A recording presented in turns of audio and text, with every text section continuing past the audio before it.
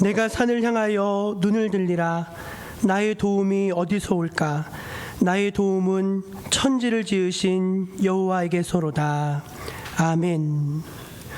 우리의 구원의 반석이 되시고 피할 바위가 되신 하나님, 지난 한 주간 거칠고 험한 세상길을 걸을 때 저희와 동행해 주시고 매 순간 지혜와 권능으로 붙들어 주신 은혜에 감사드립니다. 저희들 예배하는 이 시간 주님의 날개 그늘 아래서 영혼의 평안과 안식을 얻기를 원합니다. 주님 이곳 가운데 충만히 임재하여 주시고 주의 백성들에게 은총을 나리워 주옵소서. 모든 영광은 주님 홀로 받아 주옵소서. 귀하신 예수님의 이름으로 기원하옵나이다. 아멘. 이제 우리 모두 다 함께 자리에서 일어나 영광의 찬송 하나님 앞에 올려드리겠습니다.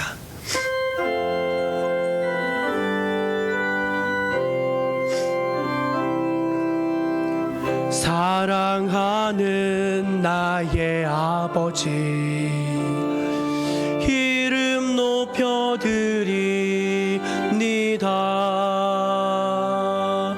주의 나라 찬양 속에 임하시니 능력에 주께 찬송하네. 전능하신 하나님 찬양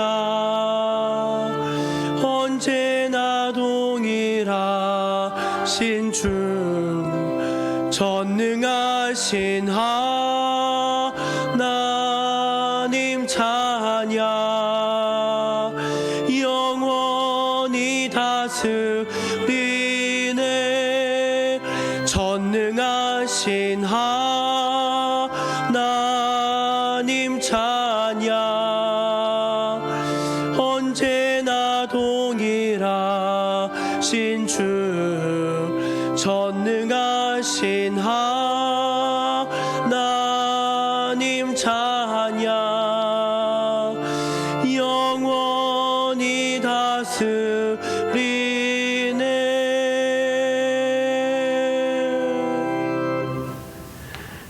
이 시간 좋으신 하나님 앞에서 우리의 지나온 한 주간의 시간들을 겸손히 돌아보며 감사하는 기도, 또 회개하는 기도를 올려드리겠습니다.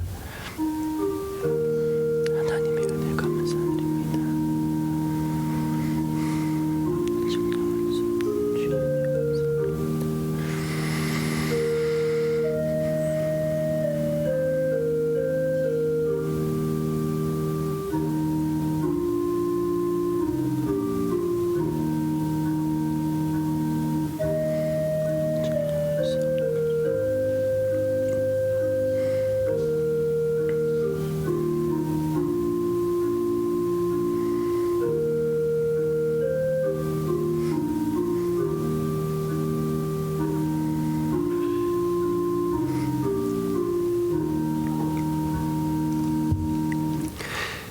주의 은혜를 잊지 않고 기억하는 백성들, 또 자신의 죄를 고백하면서 주 앞에 은총을 구하는 모든 백성들에게 우리 주님은 이렇게 말씀하십니다.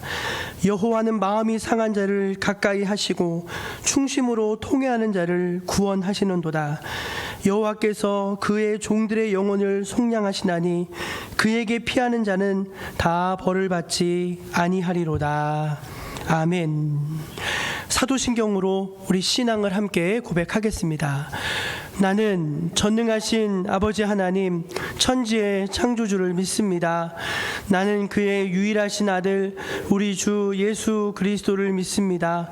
그는 성령으로 잉태되어 동정녀 마리아에게서 나시고 본디오 빌라도에게 고난을 받아 십자가에 못 박혀 죽으시고 장사된 지 사흘 만에 죽은 자 가운데서 다시 살아나셨으며 하늘에 오르시어 전능하신 아버지 하나님 우편에 앉아 계시다가 거기로부터 살아있는 자와 죽은 자를 심판하러 오십니다. 나는 성령을 믿으며 거룩한 공교회와 성도의 교제와 죄를 용서받는 것과 몸의 부활과 영생을 믿습니다. 아멘.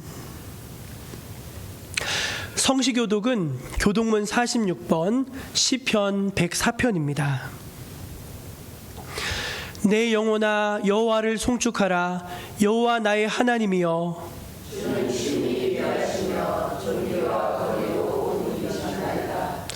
주께서 옷을 입은 같이 빛을 입으시며 하늘을 휘장같이 치시며 물에 자기 누각에 들보를 얹으시며 구름으로 자기 수레를 삼으시고 바람 날개로 다니시며 바람을 자기 사신으로 삼으시고 불꽃으로 자기 사역자를 삼으시며 땅의 기초를 놓으사 영원히 흔들리지 아니하게 하셨나이다. 주께서 물의 경계를 정하여 넘치지 못하게 하시며 다시 누가와 땅을 덮지 못하게 하셨나이다. 여호와께서 샘을 골짜기에서 솟아나게 하시고 산 사이에 흐르게 하사 각종 물 짐승에게 마시게 하시니 들나귀들도 가져가다며 공중의 새들도 그 가에서 깃들이며 나뭇가지 사이에서 시들이는도다. 그가 그의 누각에서부터 산의 물을 부어주시니 주께서 하신 일에 결실의 땅을 만족시켜 주는도다. 아멘. 모두 자리에 앉아서 292장을 함께 찬송하겠습니다.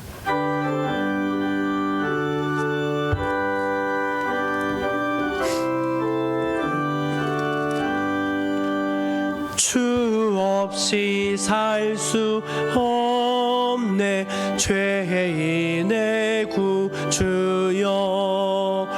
그 귀한 보배 피로 날 구속하소서. 구주의 사랑으로 흘리신 보혈이 내 소망 나의 위로 내 영광 됩니다. 주 없이 살 수 없네 나 혼자 못 서리. 힘없고 부족하며 지혜도 없도다. 내 주는 나의 생명 또 나의 힘이라. 주님을 의지하여 지혜를 얻으리. 주 없이 살 수 없네 내 주는 나신다. 내 영의 깊은 간구 마음의 소원을 주밖에 나의 마음 네 알아주리요. 내 마음 위로하사 평온케 하시네.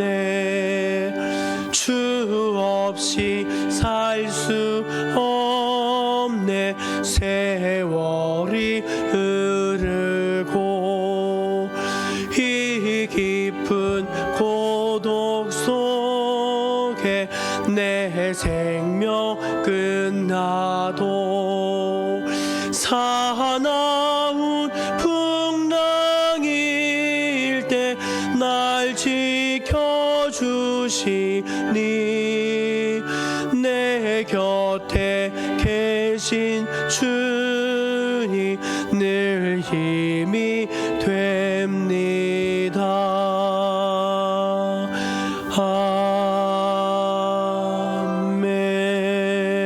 아멘. 이 시간 예배를 위해서 신정옥 권사님 기도하시겠습니다.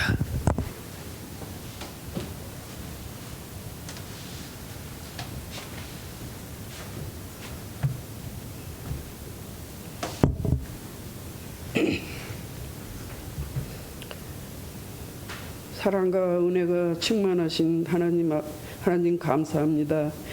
무더운 날씨와 태풍 속에서 저희들을 지켜주셔서 오늘 또 주님을 경배하게 하심을 감사합니다. 날마다 주님을 찬양하는 우리의 모습이 될 수 있도록 인도하여 주실 것을 믿습니다. 우리의 연약한 모습들도 주님께서 채워주실 것을 신뢰합니다. 아멘. 사랑의 하나님, 여름 기간 정목교회를 찾아오는 수련회 팀들에게도 은혜를 더하여 주셔서 특별한 수련회 시간들을 보낼 수 있도록 축복하여 주시옵소서. 정목교회에서 자라나는 학생들도 기억하셔서 날마다 말씀 속에서 귀하게 성장하게 하시고 장차 정목교회의 큰 일꾼들로 세워주시옵기를 간절히 기도합니다. 오늘도 목사님의 말씀을 통하여 은혜 받는 귀한 예배가 될 수 있도록 성령님께서 저의 마음을 감동시켜 주옵소서. 먼 곳에서 주님의 사랑을 전파하고 계시는 선교사님들을 축복하여 하셔서 크고 작은 어려움들을 만날 때마다 주님께서 항상 동행하여 주시옵기를 기도합니다. 우리에게는 늘 좋은 것으로 채워주시는 예수 그리스도의 이름으로 기도합니다. 아멘.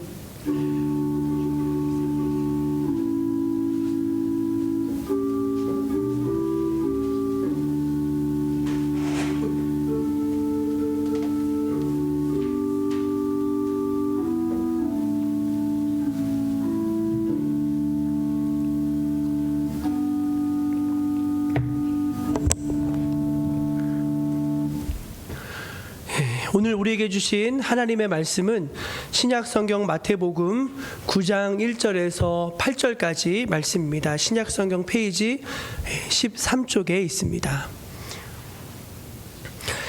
하나님 말씀을 제가 다 받들어 봉독하겠습니다.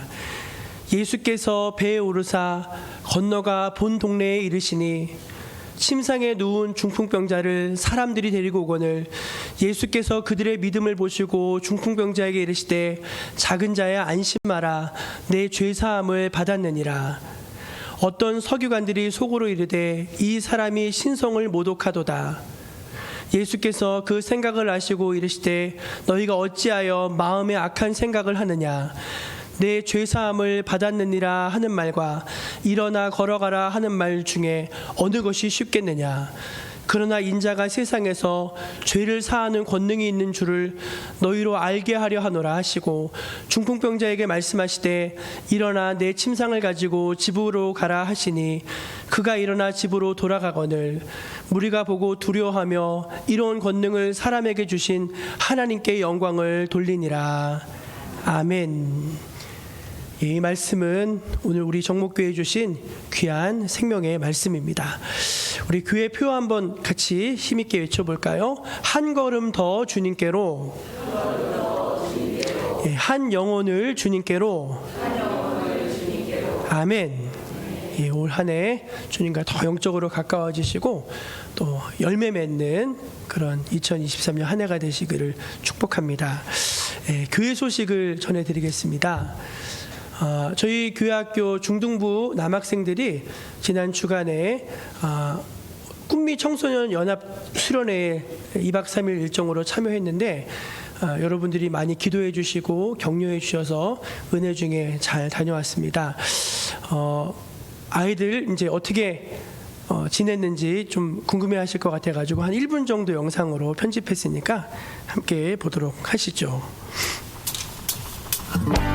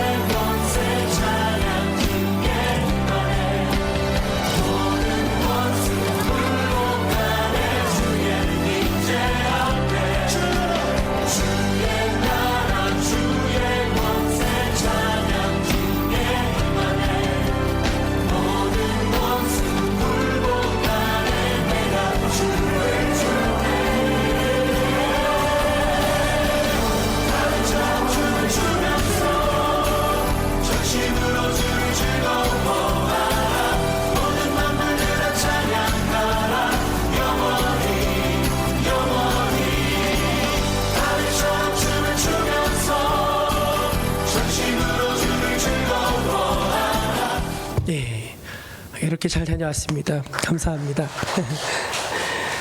성도님들이 많이 관심 가져주시고 또 간식도 사주시고 또 기도도 많이 해주셔서 아이들 모두가 큰 아주 영적인 도전의 시간이 되는 것 같아요. 첫째 날은 3시간 예배 드렸고, 둘째 날은 4시간 예배 드렸습니다. 저녁에. 아이들에게 좀 그런 경험이 필요한데 아주 영적으로 귀하고 아주 유익한 시간이었던 것 같습니다. 너무 감사합니다. 두 번째 광고인데요. 선교사를 위한 기도의 달, 저희가 7월과 8월 2달 지키고 있습니다. 이번 주간은 우리 오만에서 사역하시는 유승익, 김다혜 선교사님 가정회에서 좀 여러분들이 집중적으로 기도해 주시길 바랍니다. 주보 안쪽에 보시면은 이제 기도 제목을 제가 넣어놨는데, 이제 너무 감사한 것은 그동안은 유승익 선교사님은 공식적으로 선교할 수 없기 때문에 이제 생활하면서 같이 선교를 하고 계신데, 대학을 중심으로 동아리에서 많이 이렇게 선교 활동을 하셨어요. 근데 감사하게도 이번 학기부터 정식으로 한국어반 개설을 하게 되셨대요. 대학에서.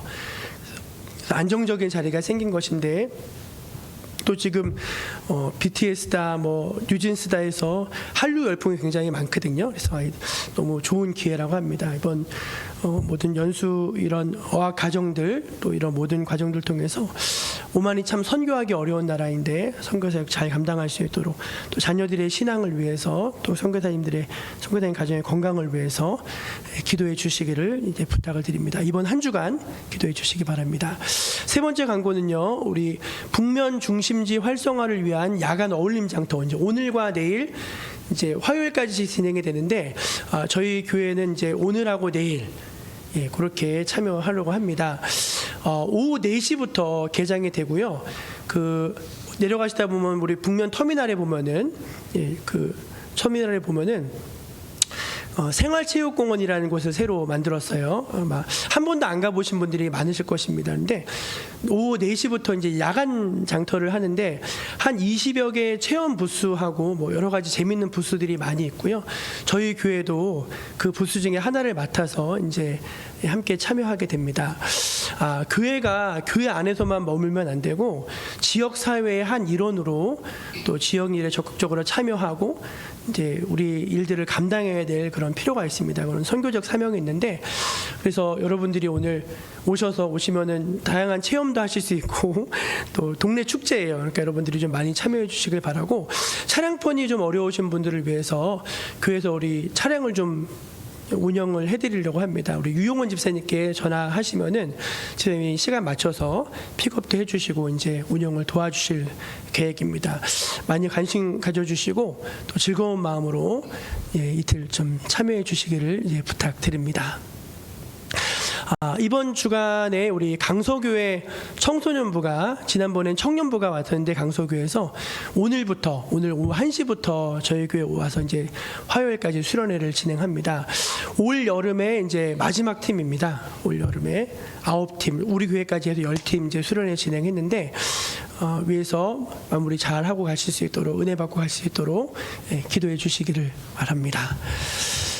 다음 주일은 2부 예배 마친 다음에 이제 저희가 재직회로 잠깐 이 자리에서 모이려고 하고요. 저는 이제 이번 주간에 목금토 3일 가까운 필그림 하우스에서 이제 개인 기도 주간을 좀 가지려고 합니다. 저도 좀 쉬면서 또 9월부터 우리 교회 사역이랑 이런 것들을 정비할 필요가 있어서 하나님 앞에 기도하는 시간을 가지려고 하니까 여러분들이 그렇게 양해해 주시고 또 기도해 주시기를 바랍니다. 우리 온라인으로 함께하는 성도님들, 오늘 요즘 감기가, 독감도 많이 유행하고 학교도 개학했는데 학교 안에도 감기가 굉장히 많다고 하더라고요. 실내에서 이제 마스크 쓰실 수 있는 분들은 마스크 잘 착용해 주시고 특별히 건강 많이 유의해 주시기를 바랍니다. 이 시간 우리 하모니 중창단 우리 영상 찬양으로 하나님께 영광을 돌리시겠습니다. 차려 인사.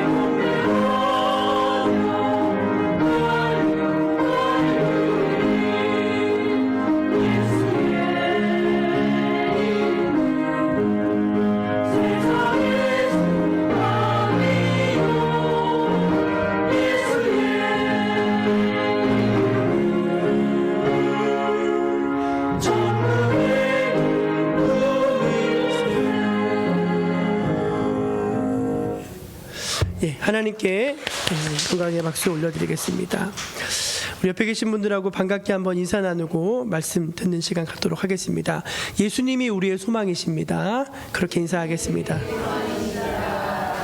예, 예수님이 오직 예수님만이 저와 여러분의 유일하고 영원한 소망 되심을 믿으시기를 바랍니다. 제가 청년 때 20대 청년 때 이제 교회에서 봉사를 하는데 좀 특별한 봉사를 한 기간이 있습니다.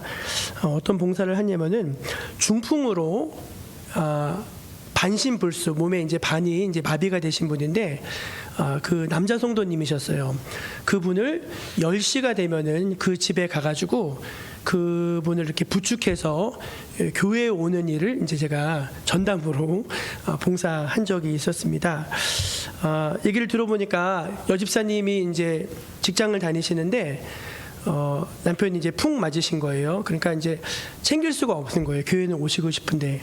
근데 이분이 혼자서 교회에 오는 게 너무 위험한 겁니다. 넘어질 수도 있고 막 그러니까 건장한 남자 청년 하나를 이제 붙여야 되는데 제가 건장하잖아요. 그래서 제가 이제 그분을 이렇게 부축해서 매주 교회에 모시고 어떤 그런 시간들이 있었습니다. 그럼 어떻게 사시나 좀 궁금하더라고요. 오늘 말씀 준비하다 생각해 보니까. 여러분 아시겠지만 중풍병은요 과거나 지금이나 참 사람에게 힘든 병입니다.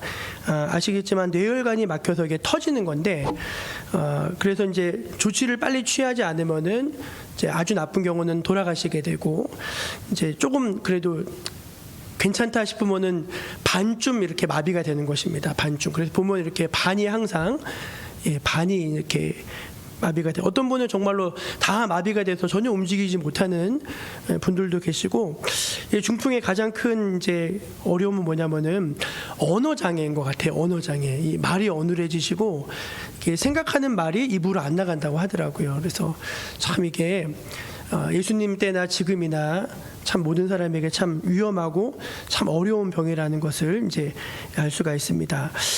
오늘은 이제 기적으로 말씀하시다 5번째 시간인데 이 사지가 마비된 중풍병자 환자를 예수께서 이제 치료해 주시는 이제 그런 내용입니다. 오늘 말씀은 예수님이 배를 타고 이제 본 동네에 가시는 것으로 이제 시작이 되어지죠. 1절에 보면은 예수께서 배에 오르사 건너가 본 동네에 이르시니 이제 이렇게 시작이 됩니다. 그 본 동네가 어딘가 하면은 가버나움이라고 하는 그런 곳인데 그 가버나움에서 백부장의 하인을 고쳐주시기도 하셨고 베드로의 장모도 이제 그 가버나움 지방에서 고쳐주신 것입니다. 그러니까 예수님이 지난 주간에 그 귀신 들린 사람 그 사람을 치료해 주시기 위해서 가다라 지방에 건너가셨다가 다시 이제 가버나움으로 오셨다는 소문이 이제 사람들에게 들린 거예요. 그러니까 사람들은 알까요, 모를까요? 예수님에 대해서 이제 알죠. 예수님이 가버나움으로 오셨다? 기회예요. 찬스입니다. 찬스. 그래서 어떻게 했냐면은 정말 수많은 사람들이 구름대처럼 이제 예수님이 계신 그 집 앞으로 이제 몰려들게 된 것입니다. 오늘 이 마태복음에는 이제 그 내용이 빠져 있는데 이 이야기는 마태, 마가, 누가에 다 기록되어 있어요. 가장 정확하게 아주 세밀하게 기록된 것은 마가복음입니다. 마태는 많은 부분을 생략했는데 왜 그랬냐면은 자기가 정말 말하고 싶었던 것이 따로 있었기 때문에 그래요. 그래서 마가복음을 참고해서 보면은 이렇게 기록되어 있어요. 마가복음 2장 1절과 2절입니다. 시작. 수일 후에 예수께서 다시 가버나움에 들어가시니 집에 계시다는 소문이 들린지라 많은 사람이 모여서 문 앞까지도 들어설 자리가 없게 되었는데 예수께서 그들에게 도를 말씀하시더니 너무 많은 사람들이 이제 그 사람 예수님 계신 곳에 아주 꽉 들이찬 것입니다. 그냥 그 집 안뿐만 아니라 집 바깥에도 이제 꽉 들어찬 거예요. 근데 예수님이 이제 거기서 사람들에게 말씀을 전해주고 계셨던 것 같아요. 말씀을. 근데 여러분, 사람들의 이 열렬한 관심은 말씀에 있었을까요? 기적에 있었을까요? 제가 생각하기에는 기적에 있었을 것 같아요. 기적에. 예수님이 이제 병자를 많이 고친다. 지금도 여러분 아픈 것 때문에 간절한 사람들이 많은데 그 당시는 얼마나 많았겠습니까? 제가 이제 선교지 관련해서 이제 일을 하다 보면은 제가 캄보디아에 그 병원 짓는 일에 좀 관여해서 지금 업무를 본 적이 있었어요. 한 1년 정도. 이제 병원을 그래서 이제 한 분이 소아과 의사신데 개인 사재를 털어서 이제 병원을 오픈을 하셨는데 그 병원이 지금은 헤브론 병원이라고 종합병원이 됐어요. 한 10여 년 사이에 종합병원이 됐는데 그때는 이제 그냥 아주 뭐 내과 정도 간단하게 외과 정도 보는 병원이었습니다. 근데 사람이 얼마나 많이 오냐면요, 보통 걸어서 뭐 하루 이틀씩 오는 거예요. 하루 이틀. 근데 9시 오픈하기 전에 그 병원 앞에 300~400명이 앉아 있습니다. 300~400명. 우리 상상이 되십니까? 그러니까 우리가 대학병원 가가지고 몇 시간 기다리는 거 여러분 너무 억울해하지 마세요. 그분들은 며칠씩 걸어와가지고 오픈하기 전에 300~400명 아니에요. 근데 볼 수 있는 인원은 100명도 안 돼요. 그 사람들 중에 실제로 진료를 봐줄 수 있는 사람은 100명도 안 됩니다. 그러니까 그런데도 막 길을 쓰고 나왔다는 거 보면은 아마 예수님 때는 더하면 더했지 덜하지 않을 것이라는 거 여러분 충분히 상상할 수가 있을 것입니다. 그런데 그때 중풍으로 쓰러진 한 사람을 여러 사람들이 이제 들것에 싣고 왔어요. 마가복음에 보면 그게 4명의 친구라고 되어져 있는데 여기 이제 사람들이 약간 들것에 실어서 이제 왔습니다. 가까스로 왔는데 세상에 사람이 너무 많은 거예요. 너무 많아가지고 도저히 이건 들어갈 틈이 요만큼도 보이지가 않았습니다. 그래서 어떻게 하냐, 마가복음에 나와 있는데 우리 2장 4절 말씀 한번 읽어볼게요. 시작. 무리들 때문에 예수께 데려갈 수 없으므로 그 계신 곳에 지붕을 뜯어 구멍을 내고 중풍병자가 누운 상을 달아내리니. 그 이스라엘 나라의 집들을, 그 당시 가옥들을 이렇게 분석한 그 책이 있더라고요. 제가 찾아보니까 이스라엘 나라는 건축 자재가 주로 뭘 썼을까요, 여러분? 돌이겠죠, 돌. 왜냐하면 주변에 있는 거를 갖고 지어야 되는 돌이 많잖아요. 그래서 주로 돌이었습니다. 근데 특이하게 지붕은 돌로 할 수 없잖아요. 돌로. 그렇죠? 그래서 뭘로 했냐면은 나무를 대고서 종려나무 잎을 많이 엮어서 우리 초가처럼 이렇게 한 거예요. 그러니까 더운 지방인데 지붕이 뜨거워지면은 거기 살 수가 없잖아요. 그래서 이제 돌로 기둥을 세우지만 지붕만큼은 이렇게 나무로 덮었던 이제 그런 가옥의 형태가 대부분이었어요. 그럼 여러분 그게 비가 자주 안 오는 동네이기 때문에 꽤 오랫동안 쓸 수 있었다고 합니다. 비가 자주 안 오니까. 근데 문제는 뭐냐면은 그래도 이게 시간이 지나면 주기적으로 교체를 해줘야 되잖아요. 그러려면 이제 그때마다 지붕에 막 기어 올라가서 하느냐, 그게 아니라 항상 그 옥상으로 올라가는 계단을 바깥으로 뒀어요. 바깥으로. 그래가지고 이제 이렇게 올라가서 지붕을 뜯어내서 새로 교체할 수 있는 그렇게 만들었더라고요. 제가 그 자료를 보니까 순간 여기는 사람이 너무 많고 그 계단은 그렇게 없는 거예요, 사람이. 그래서 저기다 싶어가지고 막 올라갔는데 이제 이렇게 보니까 그 틈 사이로 예수님이 말씀 전하시는 게 보이는 거예요.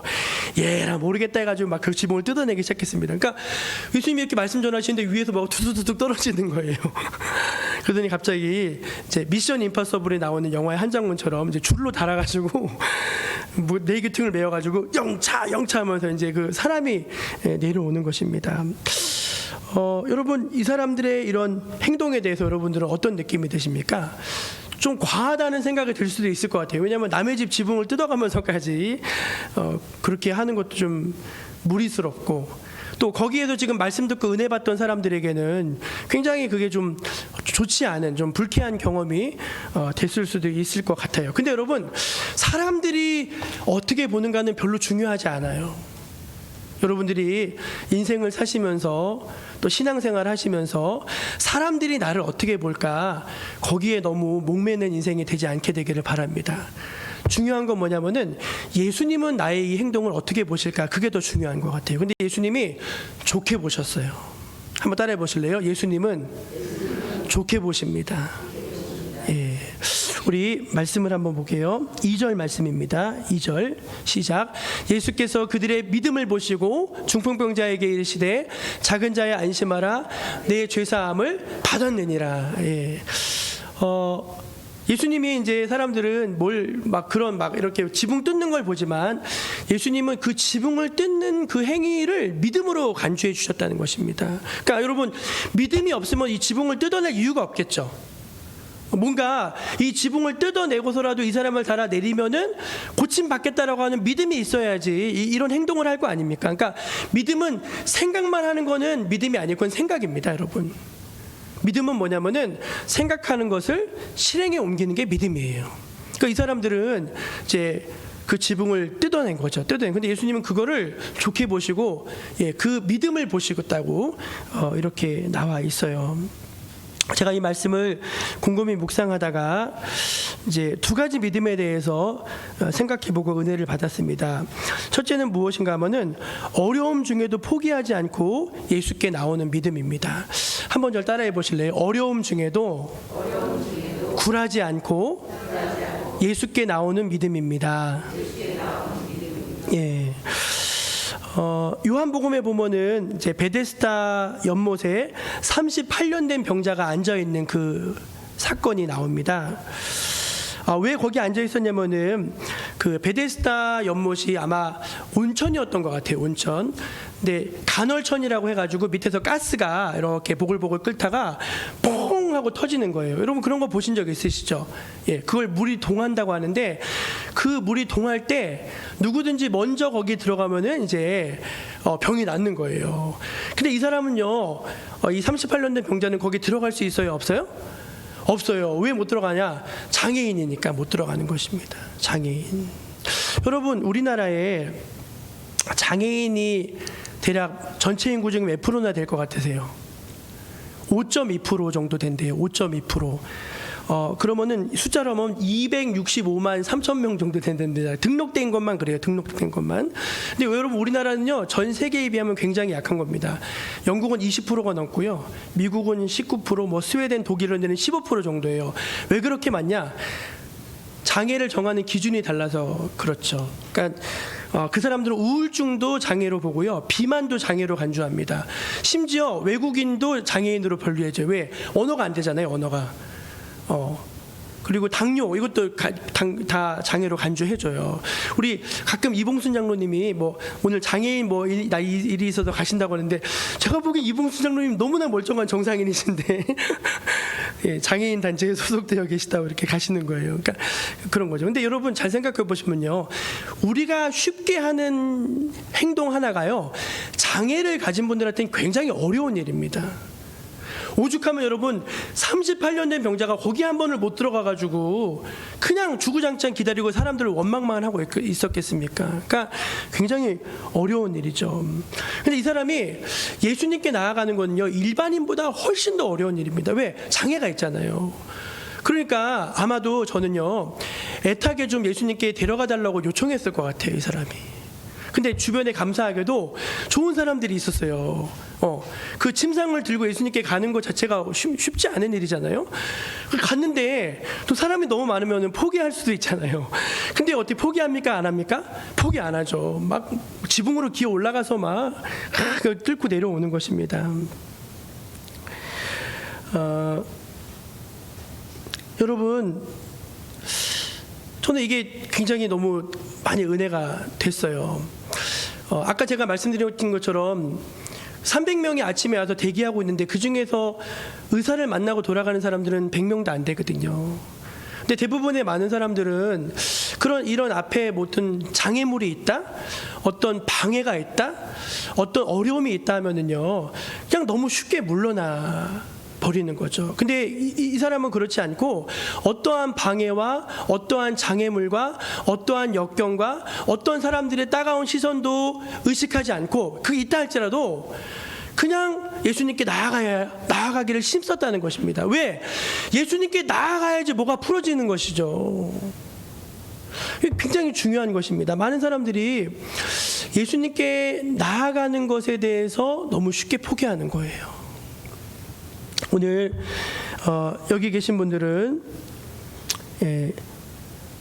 어떤 어려움이 있더라도 예수님께 나아가는 것을 포기하지 않는 여러분이 되시기를 축원합니다.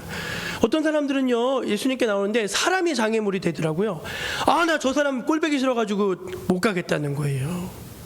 저 사람만 보면은 막 여기서 막 불이 올라가지고 막 그런 분들도 계시더라고요. 어떤 분들은요, 나는 먹고 사는 것도 지금 힘들어 죽겠는데 언제 예수 믿고 교회 다니고 그러냐고, 나 조금 더 먹고 살만해지면 오겠다, 그런 분들도 계셔요.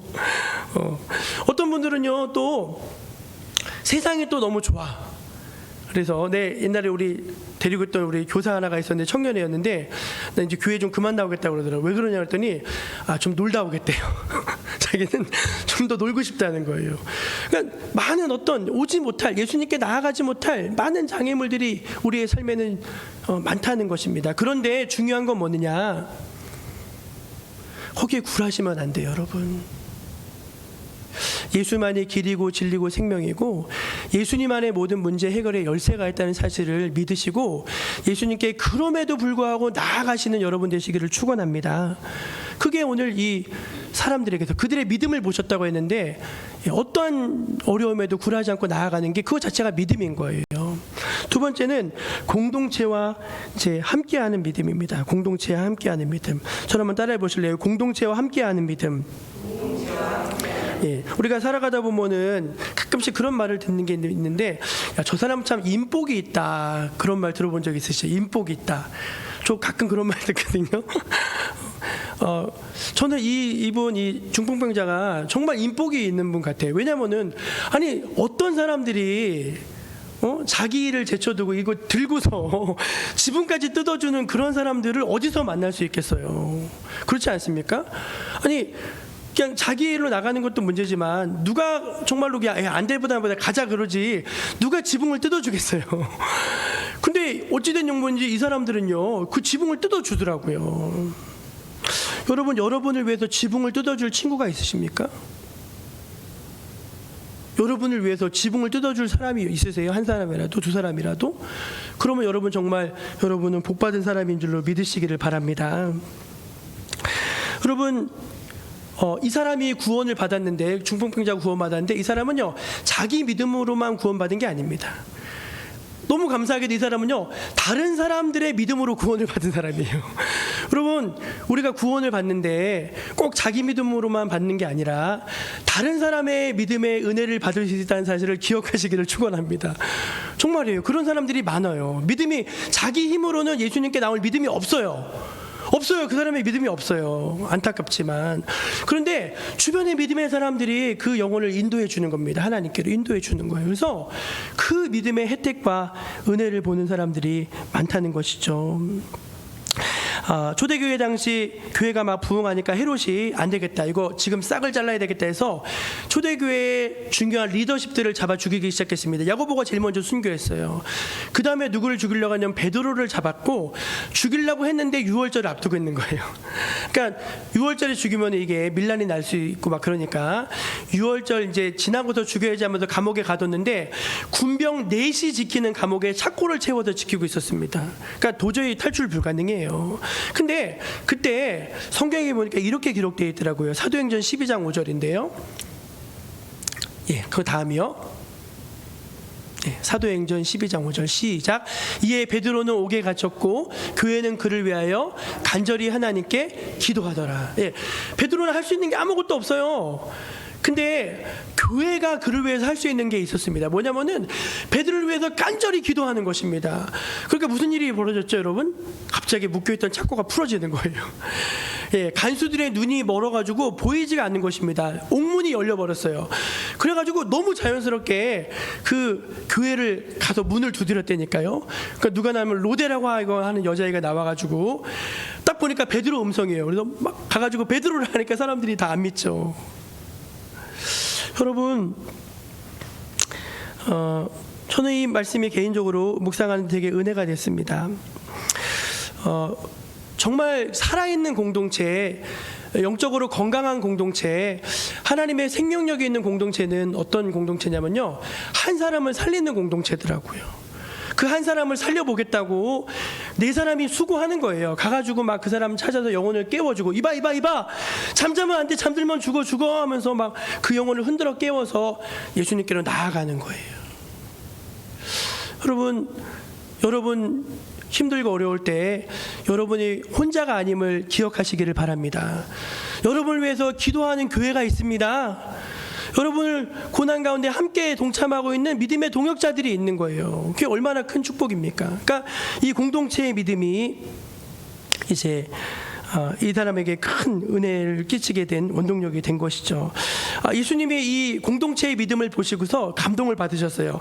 그래서 이렇게 말씀하십니다. 2절이에요. 2절 시작. 작은 자야 안심하라. 내 죄사함을 받았느니라. 아멘.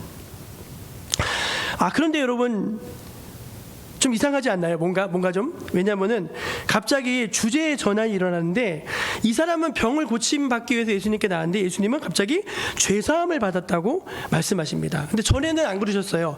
가버나움에서 뭐라고 말씀하셨냐면은 내가 원하노니 깨끗함을 받으라.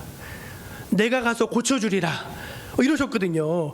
근데 여기서는 뜬금없이 작은 자야 내 죄사함을 받았느니라 그러시는 거예요. 그러니까 주제에 어떤 전환이 일어나고 있어요. 근데 그 예수님 계신 곳에는요, 순수한 사람들만 있었던 것이 아니라 불순한 사람들이 있었습니다. 바리새인과 서기관 이런 사람들이 끼어 있어서 무슨 말을 하나 듣고 있었던 거예요. 근데 그 말을 듣는데 갑자기 이제 열이 확 올라왔어요. 서기관들이. 왜? 그러면 뭐라고 하냐면 이 사람이 신성을 하나님을 모독하는구나.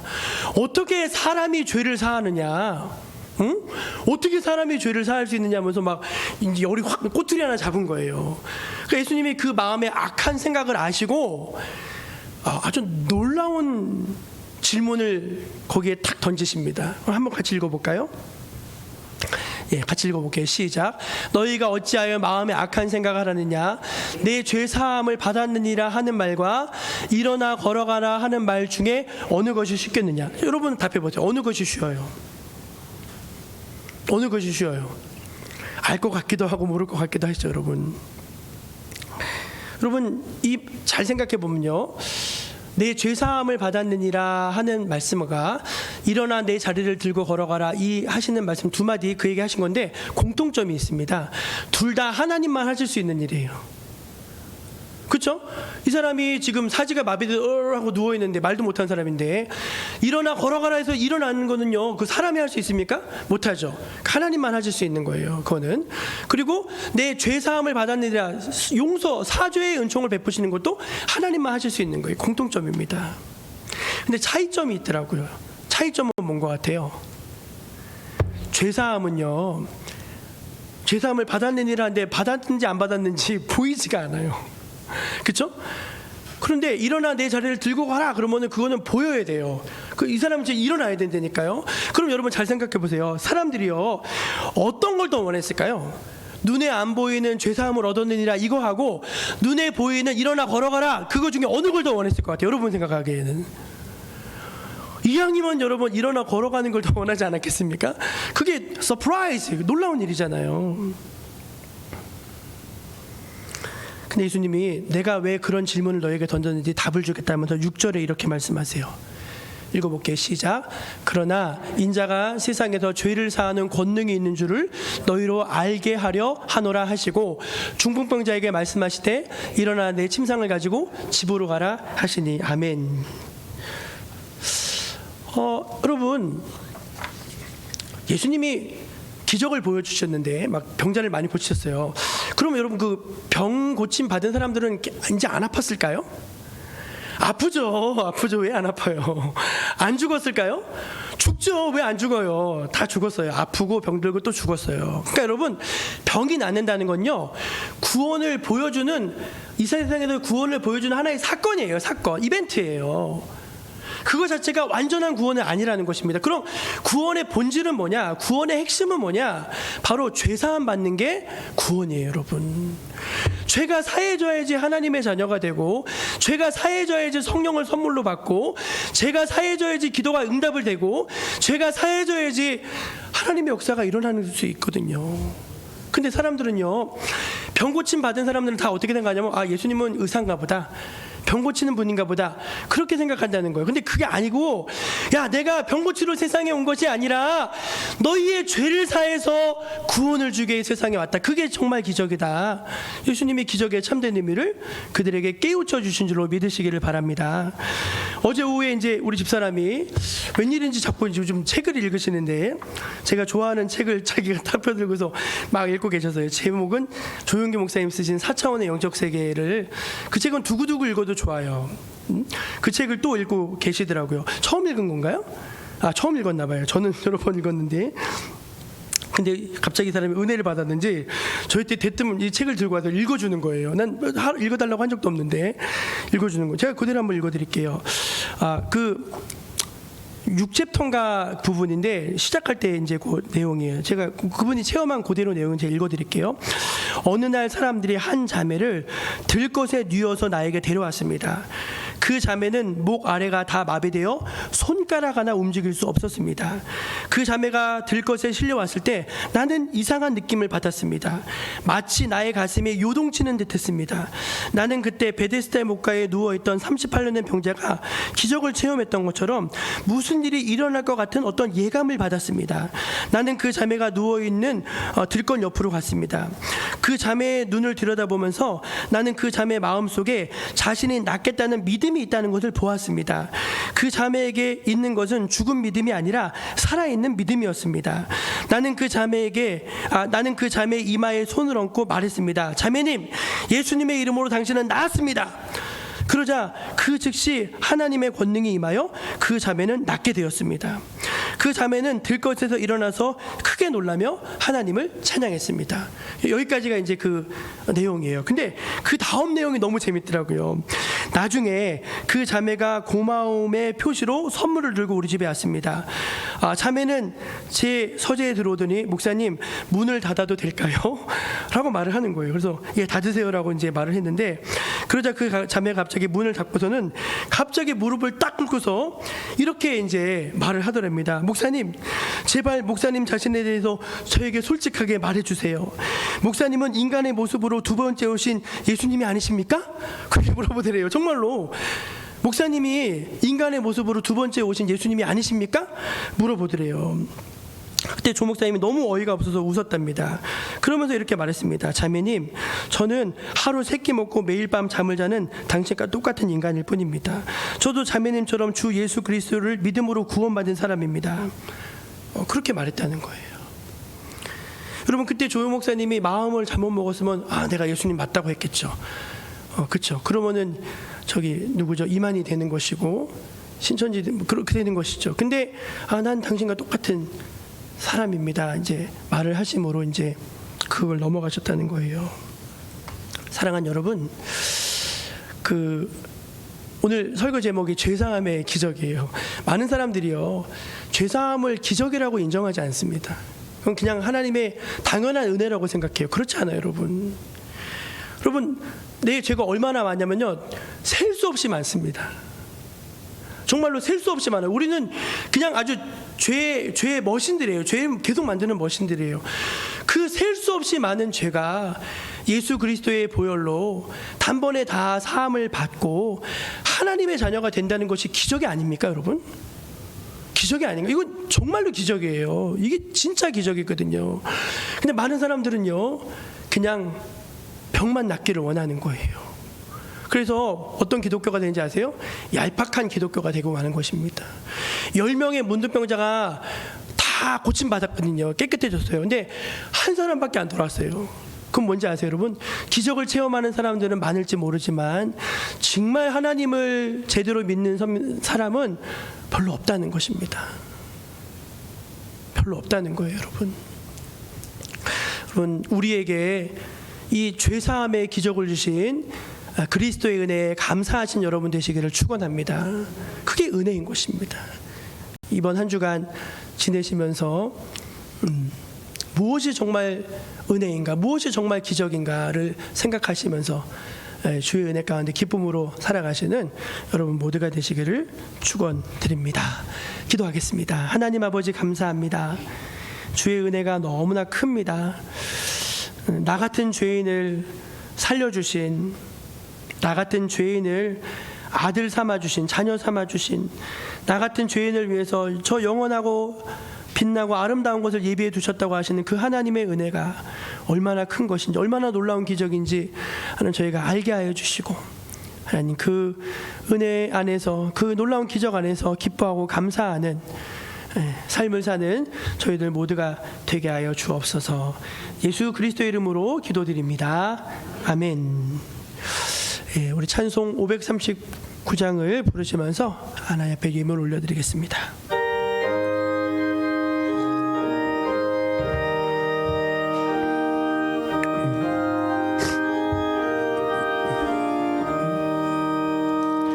너 예수께 조용히 나아가 내 모든 짐 내려놓고 주 십자가 사랑을 믿어 죄 사함을 너 받으라. 주 예수께 조용히 나가 내 마음을 쏟아놓으라.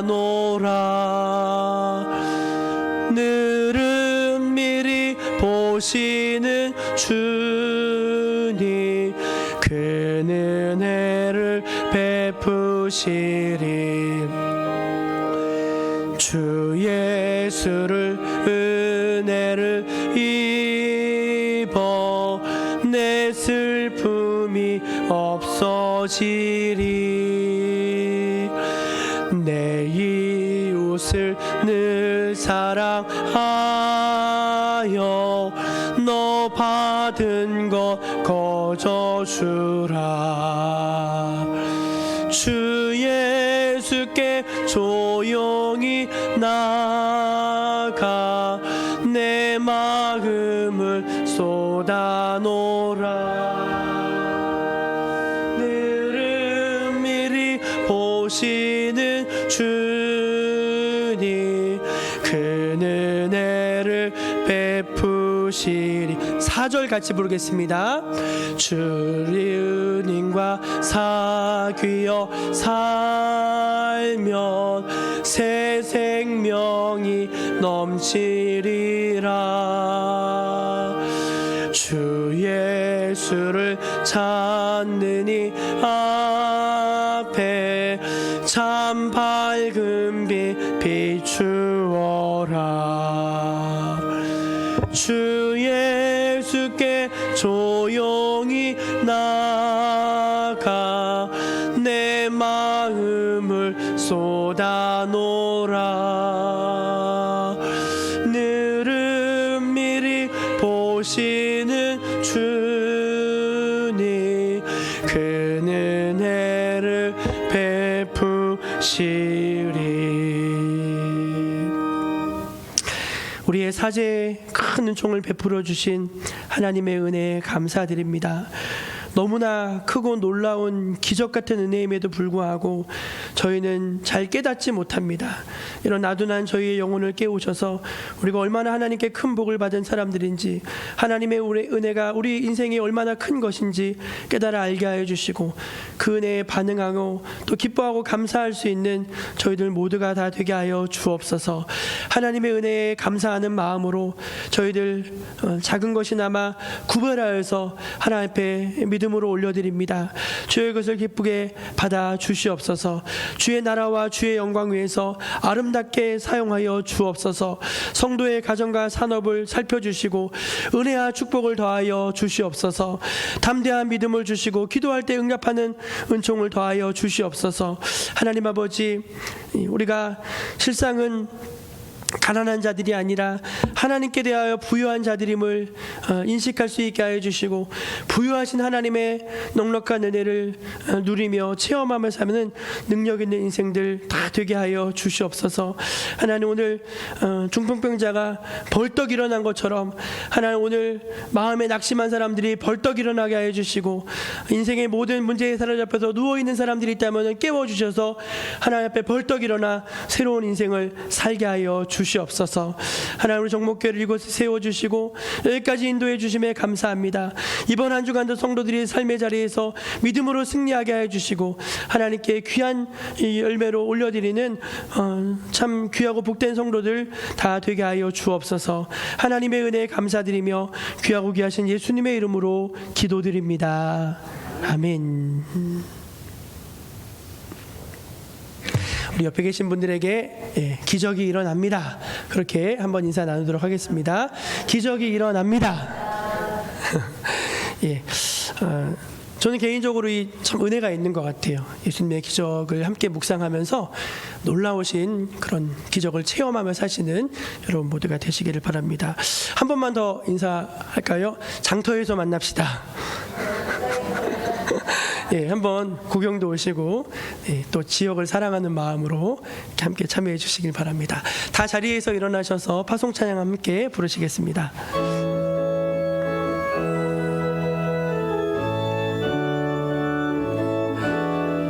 난 예수가 좋다오 좋다오 나 예수가 좋다오 주를 사랑한다던 베드로 고백처럼 나 예수를 사랑한다오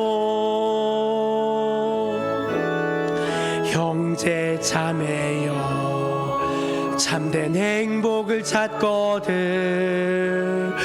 예수님을 만나보세요. 그분으로 인하여 참 평안을 얻으면 나와 같이 고백할 거요. 난 예수가 좋다오 좋다오 나 예수가 좋다오 주를 사랑한다던 베드로 고백처럼 난 예수를 사랑한다오 가서 제자 삼으라 세상 많은 사람들을 세상 모든 영혼이 내게 달렸나니 가서 제자 삼으라 나의 길을 가르치라 내가 너희와 항상 함께 하리라.